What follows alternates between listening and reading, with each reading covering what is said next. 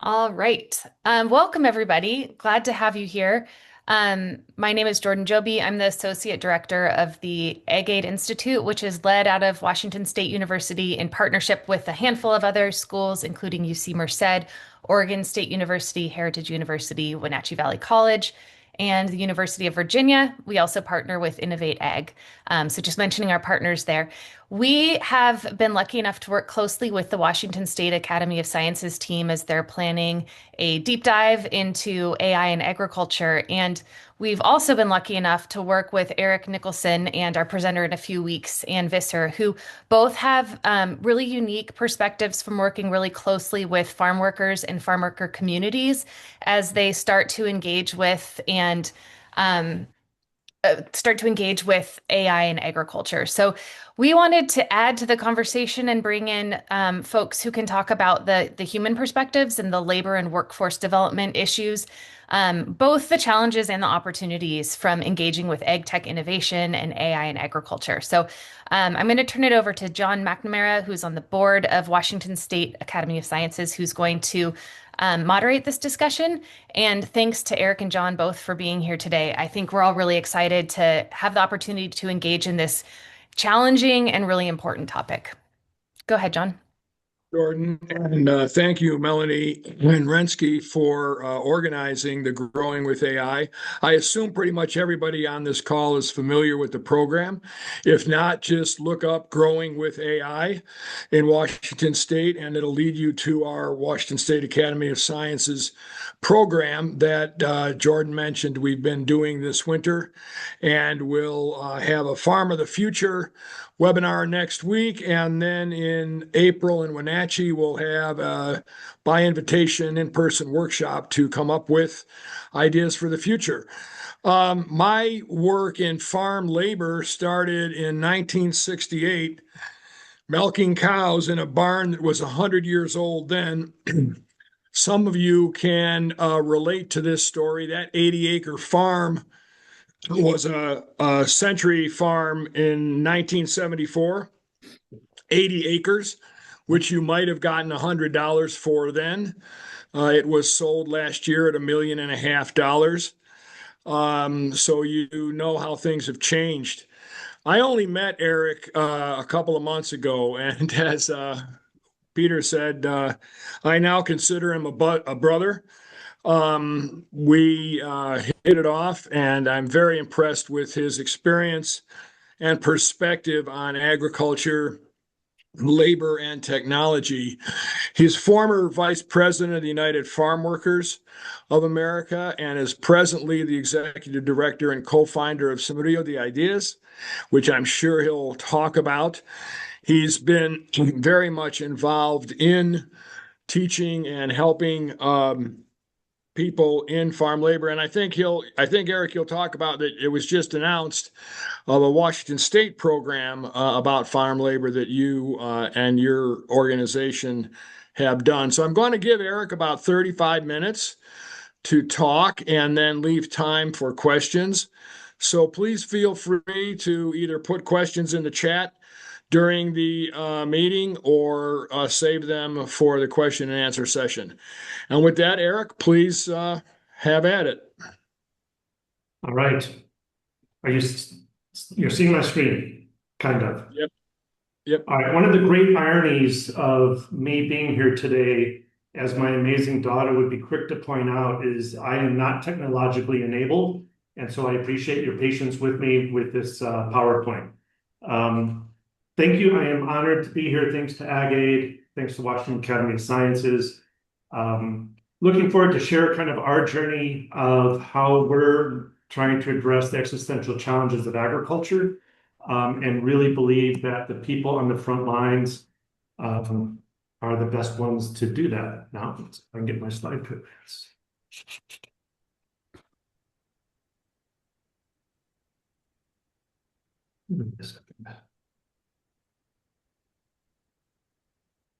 Well, I'm not sure if it's any. This doesn't resolve. We're just going to go without slides.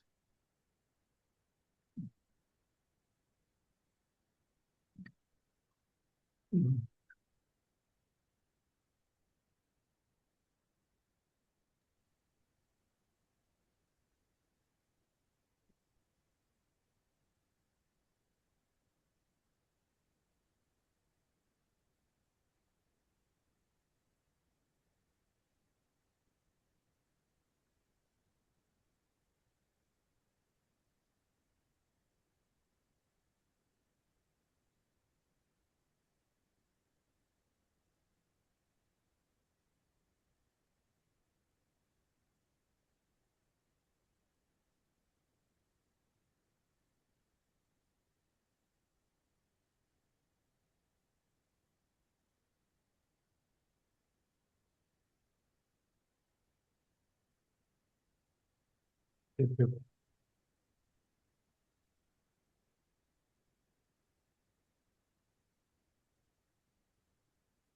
here we go. All right. Yep, you can just forward through them. Yeah. There you go. All right.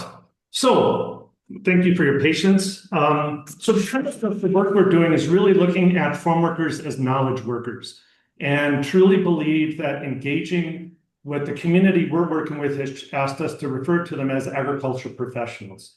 Not farm workers, but people truly have professions, deep skill sets, deep knowledge of how the industry works. Before I get in, I want to set kind of a theoretical context of the work we're doing. Several of my colleagues from the Social Technical System Roundtable are on this call with me, and I'm deeply grateful for their presence. They have been really important mentors and coaches for me as we've endeavored to figure out a way forward. So in the most basic of definitions, forgive me if this is coming in too low for those of you familiar with organizational design, it's the structure, processes, tasks, and relationships that transform an input into an output. And what I'm going to talk about today is Agriculture 5.0, which is about human-centered innovation, and have a critical look at our current context of Agriculture 4.0. So what is Industry 5.0? This is really what Europe is talking about. The bullet points I'm sharing with you are from the radical left organization called the European Commission. And the European Union is actively promoting Industry 5.0 as the best way to move forward to support European industry, European communities, and to address the existential challenge we have of global warming on our planet. So it's all about centering the people who do the work in terms of how do we innovate to make jobs better for them, to increase competitiveness, to more efficiently use natural resources, and most importantly, and I think for our in this context here, how do we increase the competitive nature of Washington agriculture? So what I want to throw up for your consideration is kind of an initial definition, an imperfect definition of Agriculture 5.0. Start with the C and three Ds, or I'm sorry, three E's. Consent, ethical, engaged, and equitable. And as we think about designing for the future of ag, we're very cognizant that the crisis that is facing Washington agriculture in North America, I'm here in Mexico, the issues are no different down here. There are people, no one wants to farm. Farm workers don't want to go into the fields to do the work. Farmers who've had land in their families for generations cannot literally give the farms to their children. And then things flow from there. So I would suggest that as we look at interventions and innovation in agriculture, we need to have a broader agenda. How do we truly make agriculture a profession that everybody wants to do, that we attract new talent, that people want to stay on the farm, and that by doing so, we actually fortify the economic resilience of rural communities and become better stewards of natural resources while reducing our carbon footprint. I'll start by telling you, we do not have this figured out. Every day is a learning journey for us. I was hoping to share the presentation with several of our staff. They're working diligently right now. Tomorrow in Sunnyside, they're doing an innovation workshop with farm worker women who are going to be looking at the contradiction, how to reconcile the contradictions of clothing that they wear to protect themselves from sun that then overheat the body. So how do you wear clothes that keep you cool in the extreme heat and then have PPE on that protect you from the smoke that also heats your body? And doing some innovative work there, trying to figure out how can we bring those together. So we're learning by trying, we're learning by failing, and we're failing faster. But it's important to understand we really locate ourselves in the work we do in Ag 5.0. And as such, the experts in the room are not me. They're not people in academia. They're literally the people in the fields doing the work day in, day out. And we really want to understand, engage them, and co-create with them. So let's just contrast for a second about Ag 4.0. I was stunned to learn about the 3Ds. I did not know that this existed, and I was appalled to hear that these terms were actually used in academia. And just as someone who's worked in labor my entire life, And also on behalf of farm workers for 30 plus years, I would add the fourth, it's disrespectful.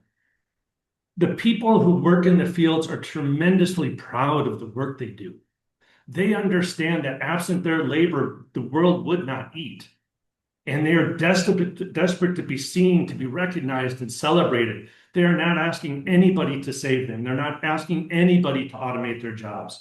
They're asking for the exact opposite. They want support, they want respect, they want full engagement. As we look at the history of Industry 4.0 and also what has happened in Agriculture 4.0, there's a couple key things we need to understand in terms of design parameters. That most of the innovations that are brought forward are best optimized at scale. They're also predicated on having money to buy them. So if you're not big and you don't have access to capital, you're in a world of hurt. We're also seeing machines being brought into the fields that are replacing people. That's increasing rather than diminishing the carbon footprint.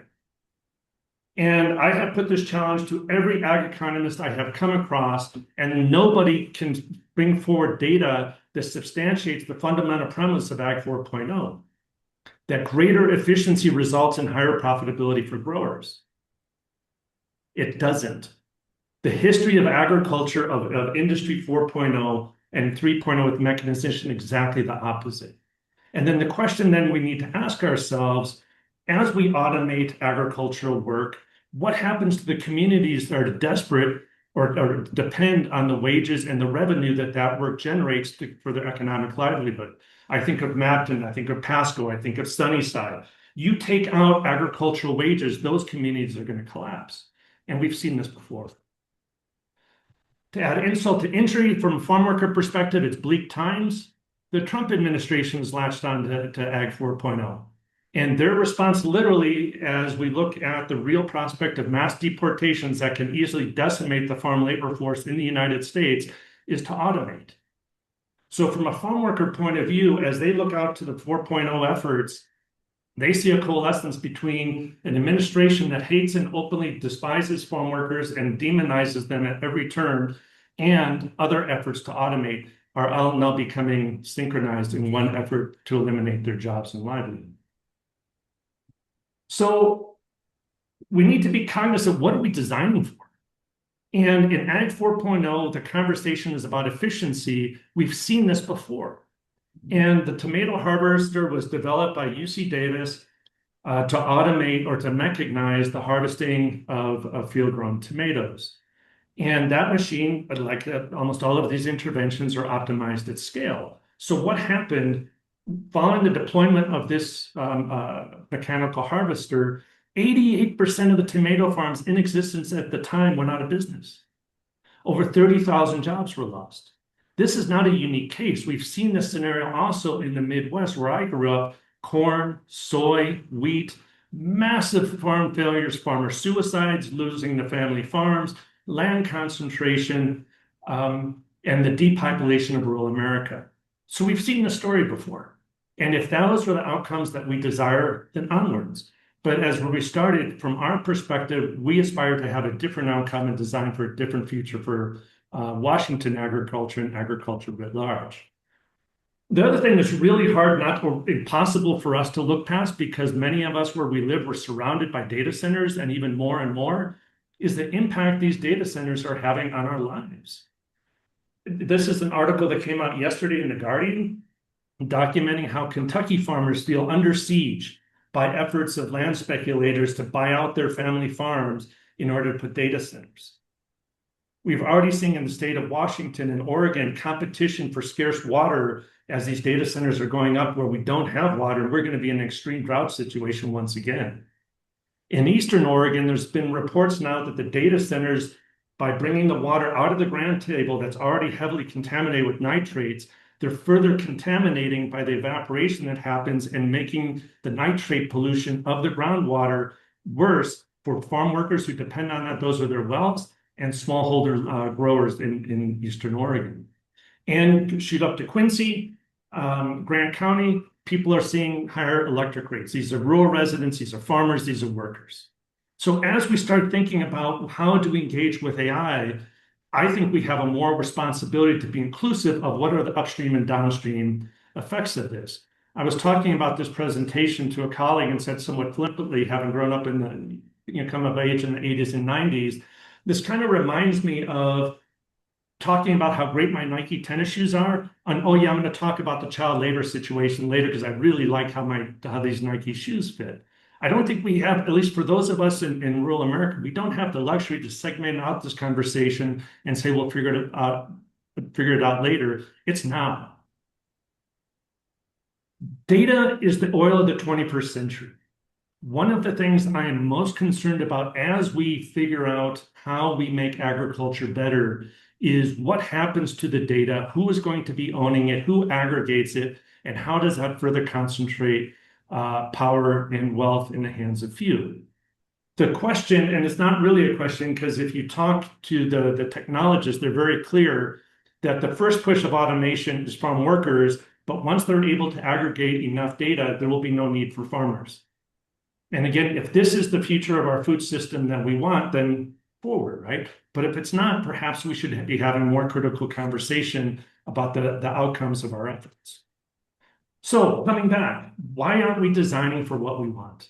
And that is the fundamental premise of what we're aspiring to do as part of Semillero de Ideas. So we look for innovation that supports farms of all sizes. This should not, innovation and becoming better should not be predicated on optimizing equipment, having access to capital. We want to make agriculture a dignified, cool, exciting place to work for everybody. So workers, young people, we're already seeing this, the children of farm workers who their parents sacrificed everything to keep their kids out of the fields are now getting curious of the work we're doing, say, hey, I want to come back. I want to figure out how we can use innovation to improve things, and that's the skill set I can bring to bear. How do we make sure our rural communities stay vibrant and don't turn into shells of what they once were? Do we want a robust and decentralized food system? Or do we want to have kind of a Lyft, Uber type platform that dominates what and how our food is grown? And then coming back to, in a world of ever diminishing natural resources, I believe we have a moral obligation to be figuring out how to more efficiently deploy those resources and reduce our carbon footprint. So what are we doing about this? I'm just going to say we are part of a greater ecosystem. We do not have this figured out, and we very much need the active engagement of many, many others, thus the interest and our appreciation of being with you today. Starting from the premise that agricultural professionals are knowledge workers. Many workers working in agriculture, be it here in Mexico, in Washington State, come from families who for generations have been working the land. They bring a deep connection and understanding of biological systems that transcends anything that one can learn in the university. But all too frequently, the culture of agriculture does not facilitate that knowledge coming into the productive process, much less rewarded, much less celebrated. So what we look at as we're trying to bring this knowledge into the production sphere, we have two filters that we use. One, does it enhance the dignity of work? If it doesn't, full stop, we're off base.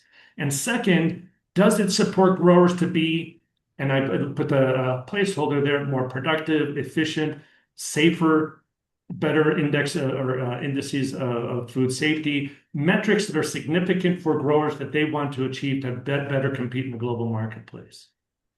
Right now, we're focused in 4 areas of engagement. We have our innovation challenges. And one of the things that the co-founder of Semillero and I both feel very strongly about, her name is Josefina Luciano, a longtime farm worker in the Yakima Valley, is workers have spent their lives, and especially again in the political context today, being told they're stupid, being told or being shown that their only value is their physical labor. No one really cares what they have to think. And so we intentionally stay away from the word training. And Josefina's brilliance was we talk about defining journeys that awaken workers' curiosity and center them as experts as a result of their lived experience. And then how can we make them even more impactful and brilliant in the work they do?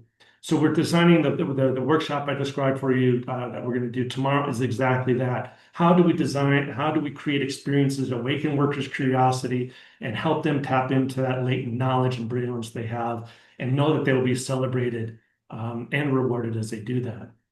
We've been doing a lot of work in climate resilience. Because if we're going to have a domestic workforce, if we're going to have an agricultural workforce, we very much need to understand what is the impact on farm workers of this ever-changing and more extreme weather patterns in their ability to show up for work. We actually, and John, thanks for the promo. Yesterday, the Packer announced the launching of our farm worker consulting program. And I have to credit John Devaney, the executive director of the Washington State Tree Fruit Association. This was his brilliance.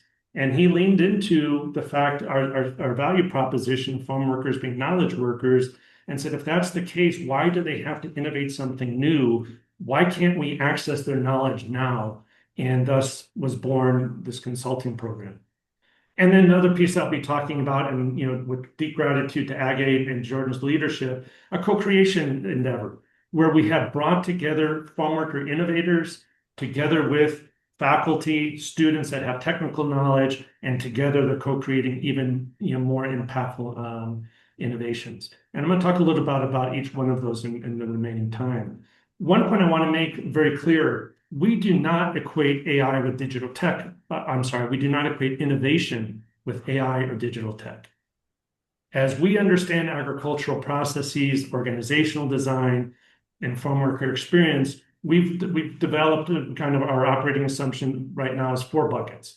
Best practices. Every farmer that I know, every worker that I know has something they think they're doing different that makes them better, that makes them more impactful in the marketplace. And they guard it with a high degree of pride and secrecy. An opportunity we have is with how do we get their consent, the C, for them to share that and make that part of the operating understanding of how we make ag better.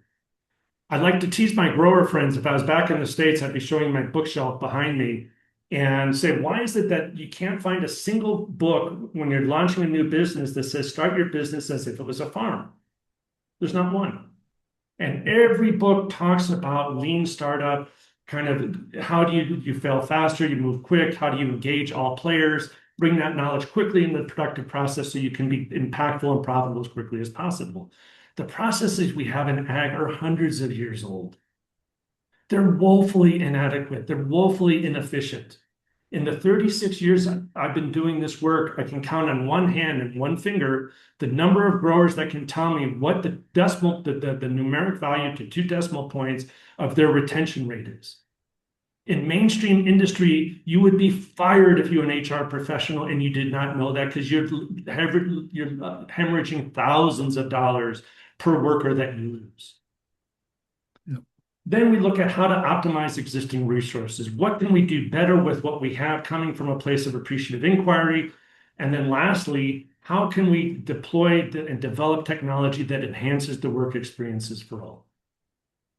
This is kind of our change model right now. And it starts from a very personal place, because as I shared with you, farm workers today in the 36 years, again, I've been doing this work, feel more under siege, more hated, more despised, more not valued than ever. The mental health stress, the trauma that people are experiencing every day is off the charts. So when we come to them and say, hey, what ideas do you have? They're like, are you crazy? I didn't go out today because I heard rumors that ICE is going to be at the Walmart. What are you doing? And so we're having to coexist in the space of trauma, of fear, of hatred, and really helping workers tap into the fact that they have brilliant ideas if they choose to bring them into the productive process. Then we invite those workers and we create community. So what's happening again on Saturday in Sunnyside, we've been working with different farm worker women on an individual basis. All of them have articulated concerns about the clothing and how to stay safe with the extreme conditions they're increasingly facing. So we bring them together in community and they realize they're not by themselves. The next layer is then how can we engage them with technology that they may or may not be aware of. Half of the women that are coming to our workshop tomorrow do not know how to sew. So we have sewing machines and we're going to be welcoming down that path. And we have 3D printers and we have other technology. I'll be talking about this in a second. How do we awaken workers' curiosity so they want to lean in and learn things that they never thought they would be learning?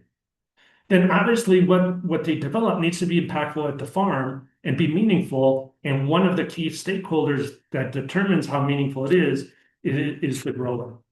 And then finally, you'll see this. It's not enough for us just to be doing this at the farm. We want to make sure that this innovation is celebrated community-wide and really start changing the paradigm of how do we see agricultural workers in our society. This is one of my favorite slides. This shows work we did last summer and work, I shouldn't say we, that Josefina led when we were going into labor camps in the Yakima Valley. And when we go into a camp, what generally happens, workers just look at us like we're crazy, right? What are you doing here? This is irrelevant. And what we've learned is how to engage people creatively and in a fun way. And the first engagement with Legos, did some team exercises, and by the end, we started with maybe 3 or 4 people. By the end, over 60 of the workers, 100% of the people at the camp were giggling and having a blast, realizing they actually have a very deep creative knowledge and loved working with one another. So Josefina was listening to the workers, and one of the workers said, "Yeah, I'm hearing about these drones, but I've never seen one, don't really know how they work." And they're like, "Yeah, but we're never going to know that," and kind of giving up. So we went out and bought drones. And instead of Legos, we showed up on day 2 with the drones. And the workers were very standoffish. They didn't want to touch them. We said, "Here, take it, look at it, turn it upside down," and then started down this path that led to the slide on the right. And as they were flying, and they went from never having touched a drone to flying a drone, they started developing use cases. And check this out. They're talking about, okay, we're in an apple orchard. We run out of water. Could we get a drone that we send from our place of work out the field to pick up a bottle of water and bring it to us? Because if they leave the orchard, they don't earn money. It's all piece rate. And so we said, "I don't know. Here's the drone. Let's see what you guys can do to reconfigure it." And so they actually reconfigured the drone in real time and flew it. You see the bottle of water. And if you look closely, look at this worker's face. This is why we do the work we do. That huge smile. We want to make innovation fun and really make sure that workers know this is them. We've done innovation challenges where we have given prize money to workers that come up with the most impactful idea. This is our first design challenge. This is Luis Barrera, who redesigned the harness that workers are given to pick cherries. And I will tell you, when we launched the first innovation challenge, we were ridiculed.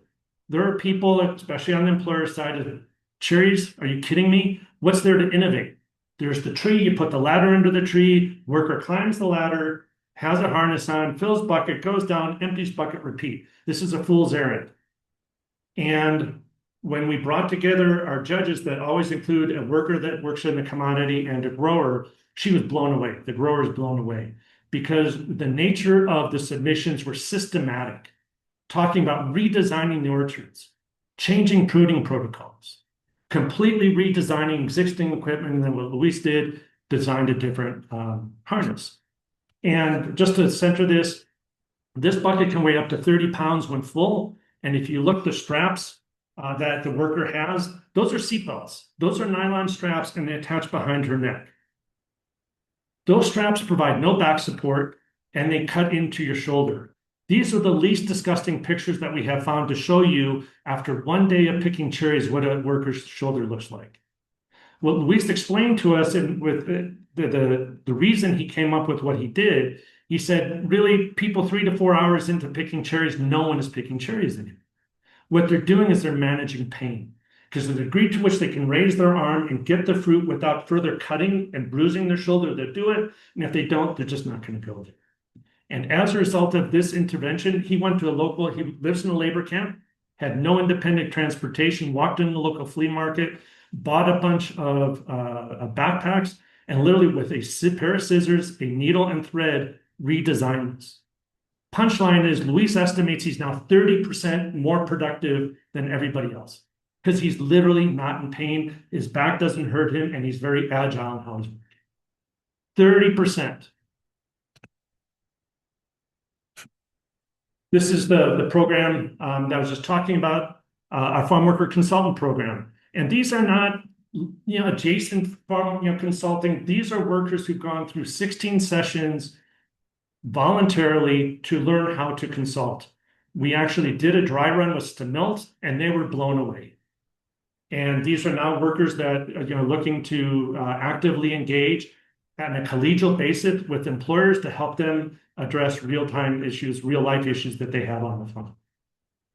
This is a great story that working with Jordan Agate in Oregon State. This is Flor Sanchez. Florida's a crew boss, and I would say from an organizational design perspective, her job is designed in hell. Because literally, when she's out in the field, she has one of two decisions to make, which is who she's going to get in. Her job is to go behind workers in the desquate, in the thinning of apple flowers or the small fruit, and make sure that every cluster has been properly reduced. Option A is when she finds a cluster that has not, is to go track down the worker, and workers are getting paid by tree, so they're going really fast. Call them back. This is all now unpaid time. The worker is mad at Flor. The workers, the co-workers are making fun of this guy because he got caught, and tell him to do the remedial work. That's option A. Option B is pretend like she didn't see it and hope that her supervisor doesn't rip her into them. Those are literally the only two options she has at work. So what she did is design the solution. She realized the tongues of a fork are just the right diameter that when I'm put on the end of an 8-foot piece of PVC, she can put it up to where the cluster has been improperly thinned, twist her wrist, pop the flower, problem solved. And guess what? She has some of the highest morale of anybody on the crew, lowest turnover, most productive, simply because Flor took the initiative to create the solution. So this is what happened after 2 semesters at Oregon State University with Joe Davidson's capstone students of mechanical engineering, co-creating with Floyd. They co-created, Floyd was active in every part, coming up with this new tool. In conversations with a grower, we were exploring other use cases and realized at this time in the season, if we could have a camera with a GPS locator, workers see fire blight way before the field folks do. And those of you that know tree fruit fire blight can wipe out an orchard in less than a week. So the degree to which, as workers are doing the thinning, they can document the precise location of where a tree is that's been infected with fire blight, real value. I talked about community and really redefining how agricultural workers are seen. This is the award ceremony we did from our last Innovation Challenge.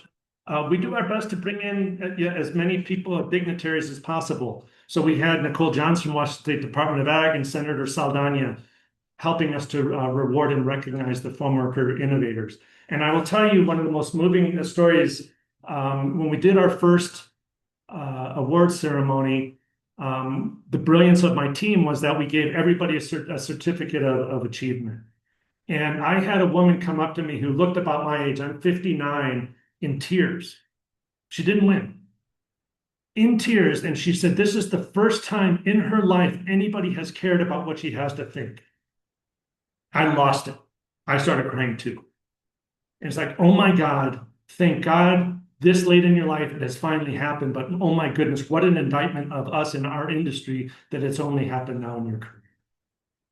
We also, over half our innovators are now in Mexico. We had Mario Abril, who's the head of one of the largest trade organizations in Mexico, a grower organization, Flores, and then a senator join us.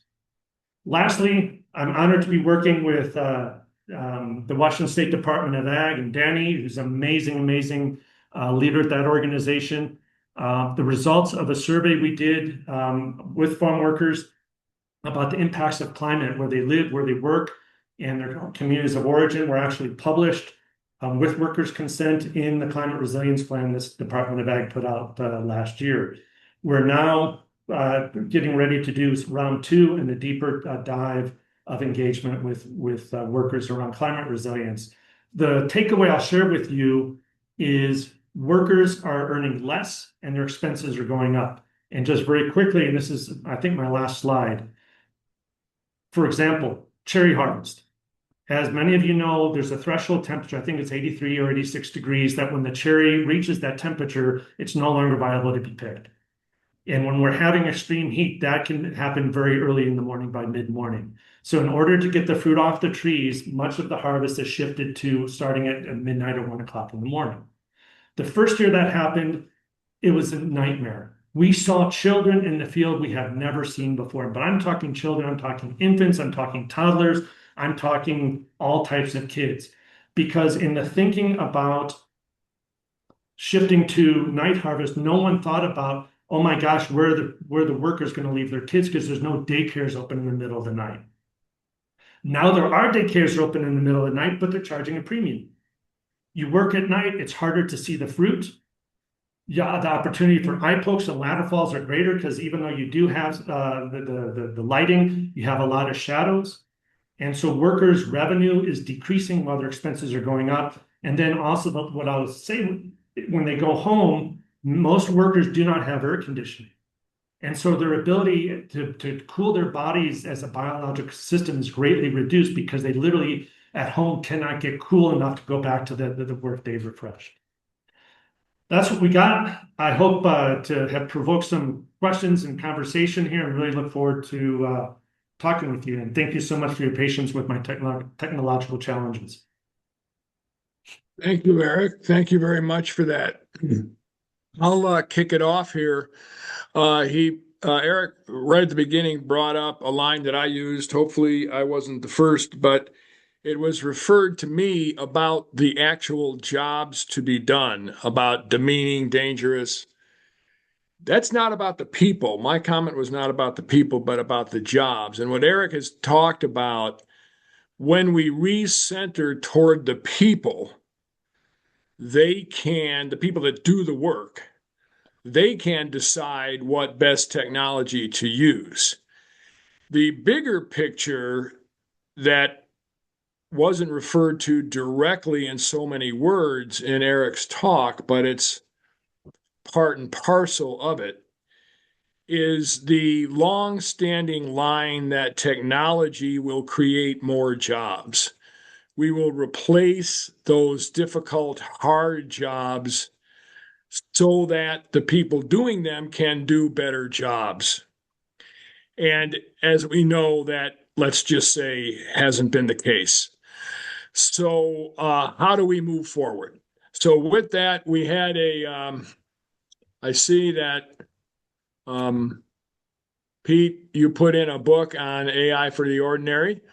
So, thank you for that. With that, I'll open up the floor for questions or relevant comments. So, please raise your hand or just come off mute and go for it.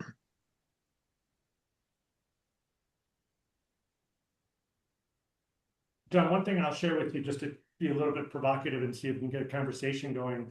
One of the real concerns we have with the technologists is that they're reducing agricultural labor or agricultural work to a series of independent tasks. And if we're not systematic about how we understand ag, very drastic unintended consequences can happen. So right now there's efforts to develop a robotic pruner and a robotic apple harvester. And if either of those are ever successfully deployed, it could decimate the domestic workforce. So for example, right now in the winter months, pruning is the only economic activity available to farm workers. Most farm workers do not qualify for any social benefits. So if you remove the ability to work in the winter months, and we've done structured interviews with workers to substantiate this, they say it's game over.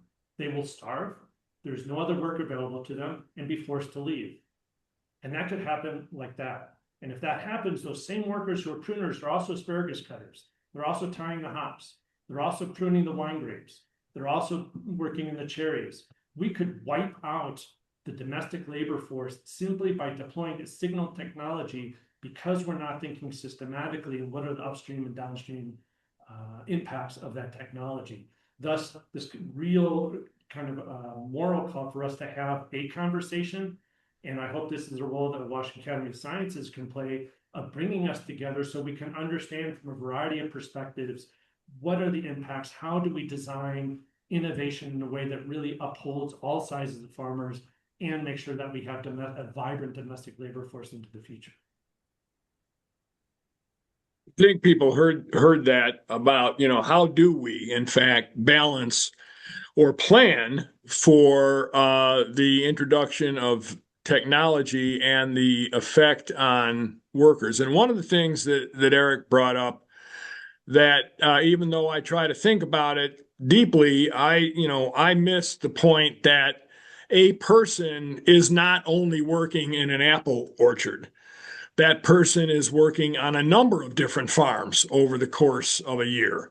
And that if you take away one, you might as well, take away the others. They just can't survive.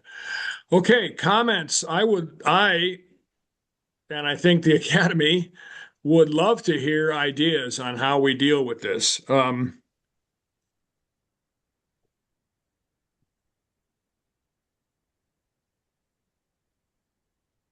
Martha.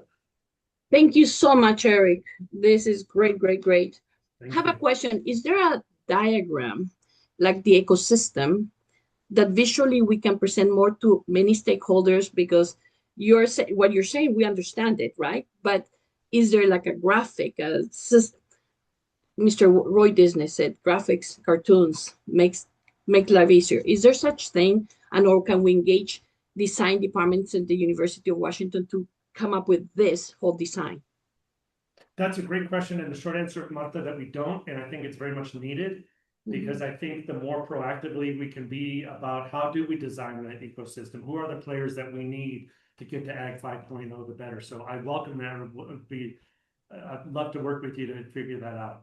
Especially because when you say the pruning, for example, uh, if we can showcase this the ecosystem, and so you bring this, you're disrupting this other one.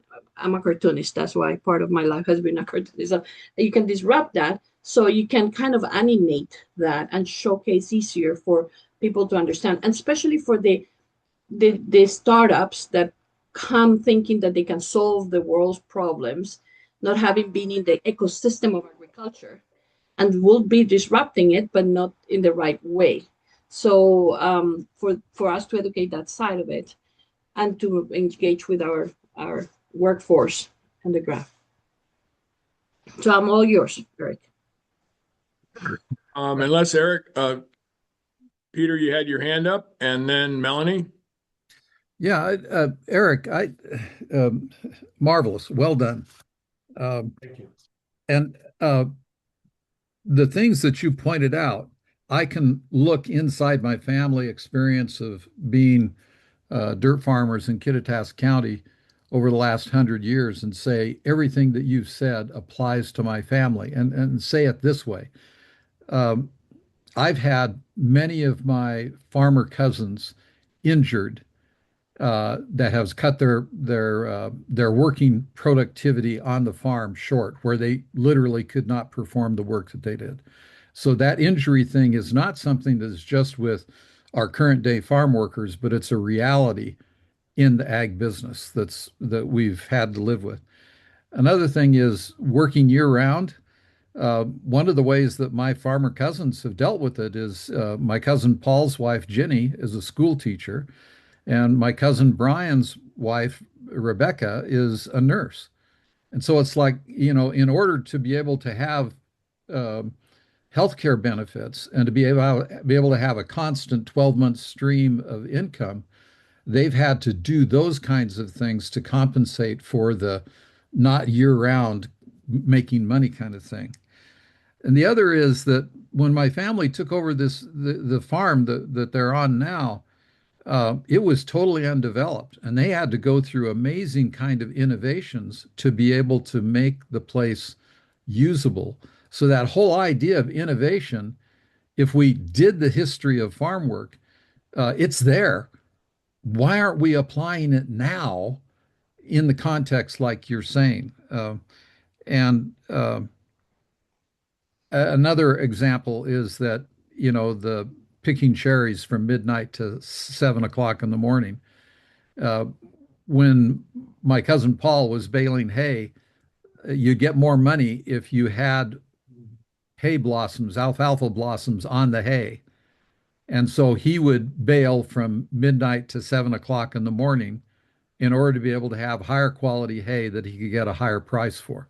And so I mean, all the things that you're highlighting are stuff that is typical of agriculture. It's just all of a sudden us older people have become the owners, and we've forgotten these historical lessons that need to be applied forward to all of our brothers and sisters who are involved in the ecosystem of agriculture. So I salute you, my brother.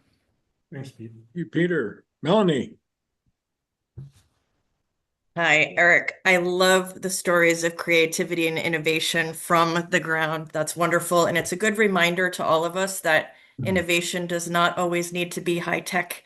It's how do we do things in new, better, different ways. So, that said, we are doing a Growing with AI initiative, just like every new technology, the internet and the automobile. Um,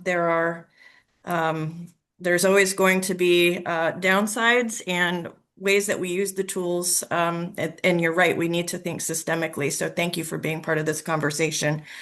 Um, One of the interesting areas for AI is outside of, you were talking about automation, but information and democratization of information. So I'm wondering if you could comment a little bit more both on what information you've heard farm workers might be interested in having at their fingertips.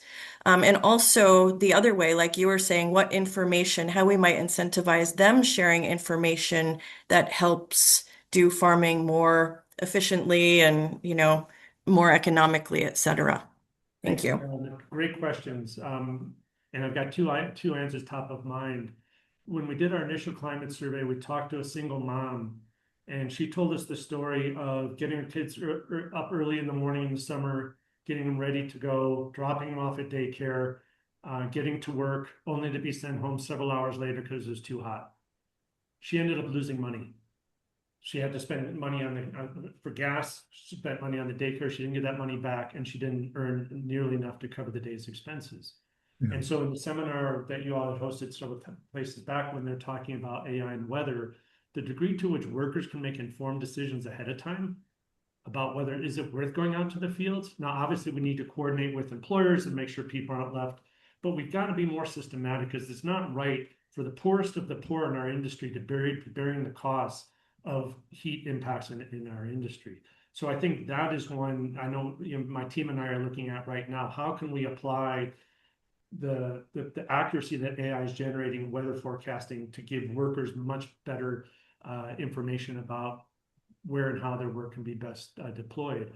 The flip side, I was at UC Santa Cruz talking with faculty there, and I was talking to a plant pathologist, and she originally thought that she was not even sure why she was in the room with me, nor I with her, to be honest with you. And she was telling me about her work that working in the Salinas Valley in the leafy greens, and coming out of COVID, there was an insect infestation that no one had ever seen before. And so they're doing a lit review, trying to figure out where this come from, what was going on. And then they go into the fields, and she's Latina, and she's putting traps around the field. Worker comes over to her and says, "What are you doing?" She says, "Well, I'm actually looking for these insects." I was like, "Insects? They're not here. They're over on the other side of the field. Let me show you." She's like, "What?" And then she said, "No, they're not going to be here because I'm making this up. They're closer proximity to water. They're only here in the morning. Then they're gone." And she's like, "Oh my God. All of this time and energy wasted doing desk research, trying to figure out how to trap them. Information is right here in the fields." Thank you. Gavin. Yeah, good to see you, Eric, again. I mean, like Hey, Jerry. super cool work. Is there a playbook that you're developing, for this kind of model? I mean, it seems to be, what we fail to realize often in agriculture, in fact, is this enormous complex network. It's an ecosystem, um, really, isn't it, actually? And then you introduce new techniques like automation at your peril, because as been said, what's really important is year-round employment. And so understanding of how you can strengthen that ecosystem rather than unintentionally, or at worst, intentionally destroy it. I'm just wondering, as one starts to think about how this model can be transplanted elsewhere, and I'm up in the northeast in Vermont and talking to, had a meeting with an ex Secretary of Ag in Vermont yesterday afternoon, and like super interested in what you're doing. How can we start to expand your model and your thinking so more can benefit from it? I think that having fora like these, and I think for me, Gavin, this journey has been about learning what are the right questions, not what are the right answers. And this has really been a steep learning journey for us of really trying to understand how do we lean into that sweet spot of impactful worker knowledge in collaboration with employers who traditionally have not seen workers as an impactful source of information, and really trying to create those synergies and how do we facilitate those relationships in an impactful way and then take it to scale. What I'll tell you is, we're talking to folks a number of different commodities, including tropical commodities, but I would suggest the work we're doing is equally applicable to baggage handlers, working people have some of the most amazing ideas I've ever had the opportunity of knowing. And circling back to what John had said, when putting on kind of my former union hat and labor representative, when we hear others talk about there will be other jobs available and we're going to create jobs, no one believes that. Those are empty, hollow words. And if we look at the nature of the economy as we transition from a manufacturer economy to a service economy, the jobs suck. People lost their union jobs, they lost their union wages, they lost their benefits, they've got multiple part-time jobs, their net revenue has gone down. There's a farm in the Yakima Valley that deployed 8 autonomous pesticide applicators. And I've worked on pesticides my entire career, intellectually, right on the degree to which we can eliminate human exposure to pesticides, I'm all in. Those workers are unemployed, and those were some of the best jobs that they had. The only opportunities now are lower entry level, where they're not even making a third of what they were once making. So the question is, there may be jobs created for whom and where. And for working people, rarely is that about them. It's about others that are elsewhere. And especially as we're centering rural communities, I think we can drive across the Midwest and say there weren't jobs created in rural America. Those jobs were all centralized in urban centers. And again, if that's the future we want, onward, but let's be intentional about designing for it. David. Thank you. I mean, you got right to my question, Eric. I'm thinking about this from a digital strategy perspective, right? Like here at Vista, we have the experimental smart farm trying to build a digital twinning roadmap for that. The 3 components, the physical, the digital, the bridge that connects them. And when you build a roadmap and a plan, you can infuse what you're talking about with 5.0. You can infuse the ethics. You can say, how are the people who are involved now going to remain involved? How are we going to involve new people going forward? But what you're talking about is basically really concerning to me. And I don't mean to be cynical. I'm trying to be realistic. How do we hasten the awakening around human dignity being a part of this process, right? Like there's just an ignorance around how we are treating the lives and outcomes from this. And so what have you seen work, or where do we need to put more into realizing that kind of success when I'm thinking about it as these are all people and I do believe we need to think about that. That's to you. Thank you. No, it's a great question. And I think where I'm perplexed, David, is kind of why we're blindly following this Ag 4.0 agenda. I mean, I look to Europe and I go to many smart people inform me regularly from Europe. Industry 4.0 is yesterday's news, right? It's no longer adequate to address the challenges the industry is having in Europe, our climate and communities. So they've really, and the European Commission is on the lead of calling for Industry 5.0. So I'm looking and doing the best I can to learn from what's working, what's not working from the European context. And then how do we bring it here to the States, and in particular agriculture? And then how can we collectively start asking those questions and make it operational for workers, make it operational for growers who are struggling to keep their heads above water every day? And that's why I'm deeply appreciative of the presence of everyone here. We need many, many more smart people thinking about how do we get there. And again, we don't pretend to have the answers. We're just trying to put forward our best thinking. It's going to change tomorrow as we learn and fail, and really invite as many that want to join and help us learn and learn from you. We welcome that. Great. Thank you, Eric, and thank you everyone for your involvement here.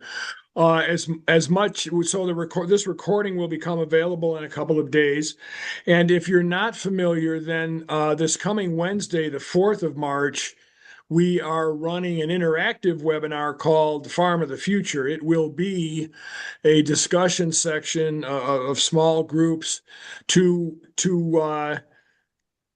make action items out of what we've been talking about. What would farms of the future look like? You do need to register for that meeting, and given the possibilities of your time, Rensky's just put the link into the chat. Thank you. You can also look at the other recordings of our previous webinars. And then in April, the 22nd through the 24th, live in Wenatchee, we will be inviting it's a limited number of people to keep it manageable, but we'll be inviting a cross section of the representatives of agriculture to address these very actively, so that the Washington State Academy of Sciences, in service to the state, can then make recommendations back to the Department of Ag and the legislature on these issues. And with that, I'd like to turn it over to Jordan, who has some closing remarks. Thank you, John, and thank you, Eric. I always appreciate how provocative your thinking is and makes me really consider things from different angles, and I think that's really valuable for all of us. So thank you for taking the time to share with us. I assume that you would be happy to follow up with folks if anyone wanted to talk further. So Eric will put his email or contact information in the chat for further conversations.